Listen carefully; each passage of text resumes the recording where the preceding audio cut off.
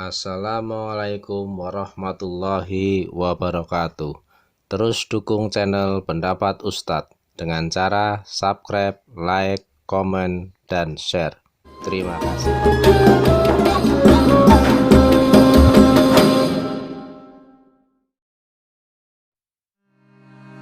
Saya mau tanya, boleh tidak memanjangkan cuma 3 jari sebelah kiri? Insya Allah setiap mau sholat kuku dibersihkan.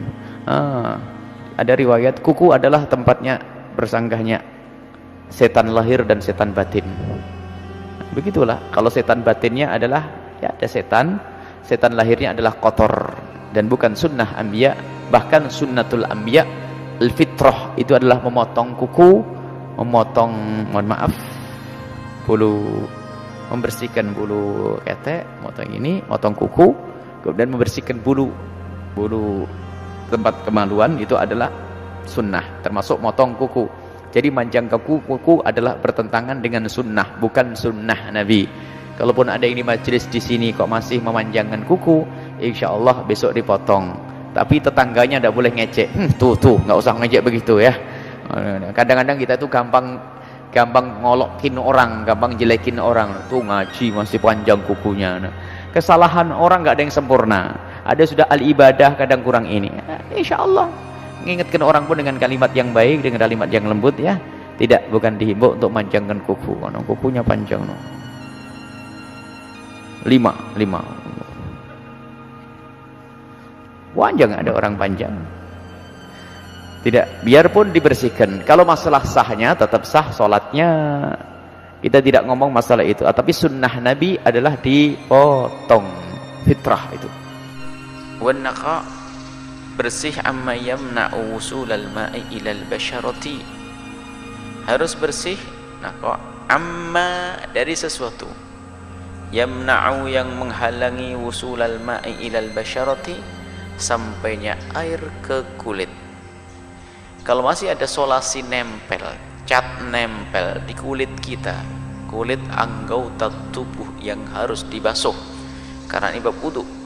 Jika ada sesuatu yang menghalangi antara air dengan kulit kita, apakah itu cat ada di pipi kita atau cat ada di tangan kita, selagi ada penghalang yang demikian itu, wudunya nggak sah. Tidak sah wudunya. Alhamdulillah. Apa saja yang menghalangi sampainya air, maknai dulu yang harus difahami. Menghalangi solasi tipek ya, tipek apa, cat pena itu kalau menghalangi air. Tapi kalau hanya sekedar ada warnanya tapi tidak menghalangi air, nggak apa-apa.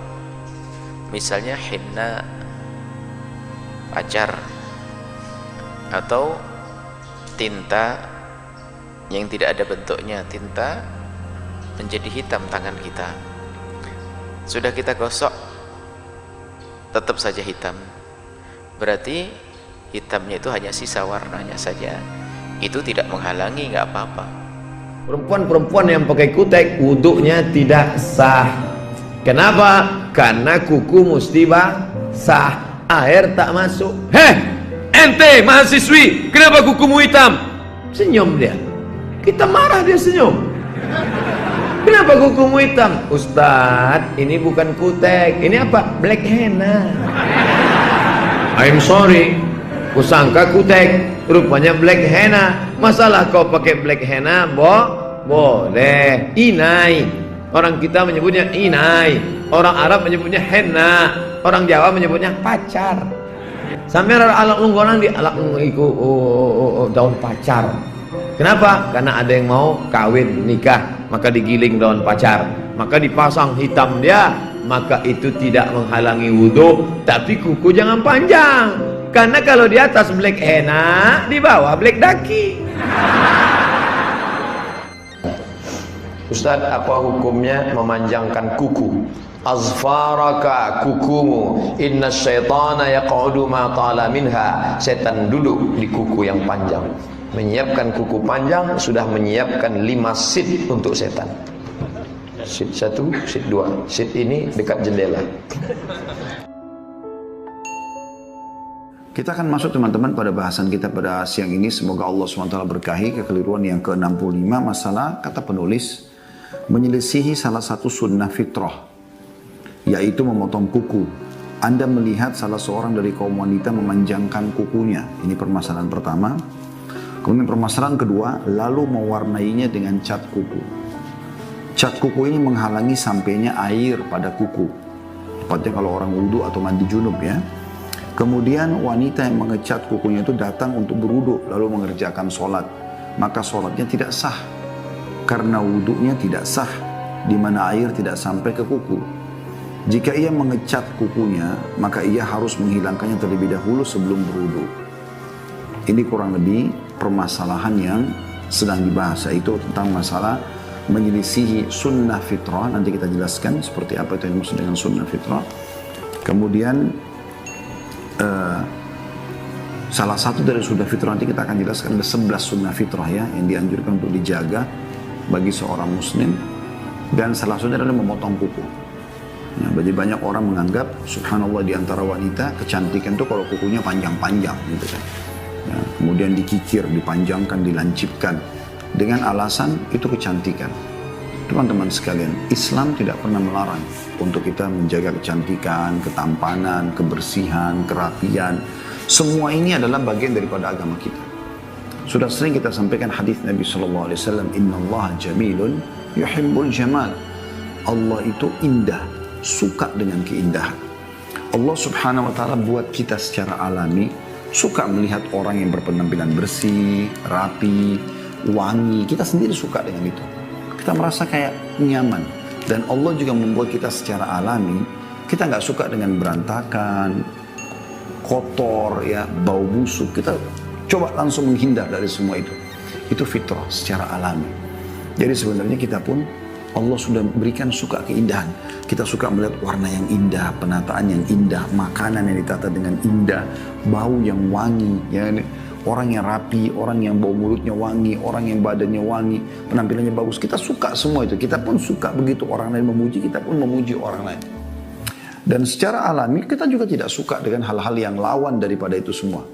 Ya, yaitu kita memang sengaja kayak apa ya, seperti orang yang buruk sekali dalam arti kata dia seperti orang yang tidak memperhatikan dirinya, berantakan rambutnya, bajunya kotor, atau makanan tidak jelas ya, bau dan segala macam. Ini semua, maksudnya bau tidak sedap ya, itu semua membuat orang tidak suka. Nah ini secara fitrah sebenarnya, Islam tidak pernah melarang keindahan. Bahkan puncak daripada janji orang-orang beriman ya, selain di dunia ini kita disuruh sisir rapi, disisir rambut yang rapi, kita disuruh pakai minyak wangi, hari Jumat kita disuruh pakai baju yang terbagus, hari raya dan segala macam lah ya.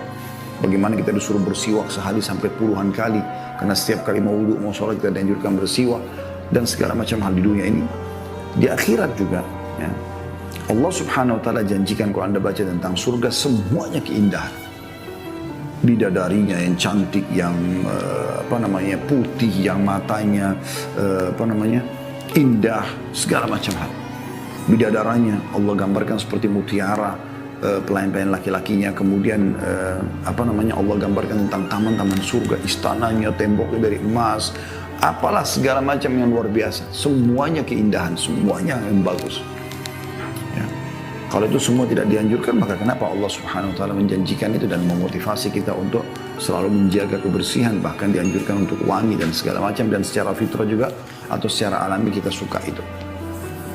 Oleh karena itu teman-teman sekalian, Islam tidak pernah larang kecantikan, kebersihan, tapi Islam mengajarkan caranya. Kalau yang anda tiru bukan Islam, anda tiru adalah orang-orang kafir, maka akan jadi seperti ini. Orang-orang kafir menganggap kecantikan, salah satunya kalau kita bicara yang kita sedang bahas, kuku misalnya, kalau dilancipin, ditajamin, dikikir, dikasih cat, maka itu yang indah. Itu persepsi mereka. Anda sudah terlanjur menanamkan dalam diri anda, oh iya berarti ini keindahan. Makanya Nabi SAW sudah ingatkan kepada kita, man tasyabaha biqaumin fahuwa minhum. Siapa yang menyerupai satu kaum, maka dia akan sama dengan mereka. Bahkan Nabi SAW bersumpah atas sama Allah, tidak ada satu kaum yang berusaha menyerupai satu kaum, kecuali Allah akan pasti ya jadikan dia seperti mereka. Jadi kalau kita ikutin orang-orang yang baik, kita akan seperti mereka. Kalau kita contoh orang buruk, kita akan seperti mereka. Dan kuku kita tahu, secara medis pun ada penelitian ini banyak sekali bakteri. Maka kita dianjurkan untuk memotongnya. Dan subhanallah, secara alami Allah buat perbedaan antara warna kuku yang memang yang masih boleh ada dengan yang harus dipotong. Berbeda warna. Ya. Berbeda warna ini berarti menandakan memang penampilannya juga jadi kurang bagus gitu kan. Makanya dikelabui dengan cat. Ya, jadi masalah juga dalam cat-cat kuku ini bahasan yang kedua selain daripada potong kukunya sendiri, itu juga bisa menahan air wudhu sebagaimana dikatakan tadi oleh penulis ya. Sehingga air wudhu yang harusnya kena ke semua kuku-kuku, dan banyak hadits yang menyebutkan bahwasanya kalau orang mencuci telapak tangannya maka akan berjatuh dosa-dosanya sampai yang berguguran dari ujung-ujung kukunya gitu kan.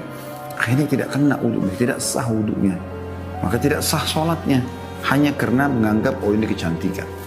Tidak, saudara.